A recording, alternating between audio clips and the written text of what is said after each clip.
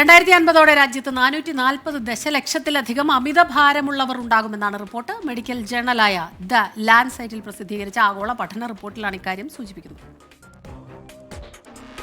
2050 ആകുമ്പോഴേക്കും ഇന്ത്യയിൽ 21.8 കോടി പുരുഷന്മാരും 23.1 കോടി സ്ത്രീകളും അമിതഭാരമുള്ളവരോ പൊണ്ണത്തടിയുള്ളവരോ ആകുമെന്നാണ് പഠന റിപ്പോർട്ട്. അതായത് രാജ്യത്തെ ജനസംഖ്യയുടെ 1/3 അമിതഭാരക്കാരാകും എന്നാണ് റിപ്പോർട്ട്.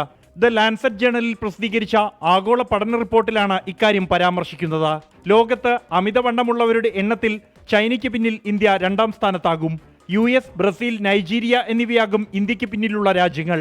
15 വയസ്സിനും 24 വയസ്സിനും ഇടയിൽ പ്രായമുള്ളവരിൽ അമിതഭാരം വർദ്ധിക്കുമെന്നാണ് ചൂണ്ടിക്കാണിക്കുന്ന ഗൗരവമുള്ള മറ്റൊരു വിഷയം.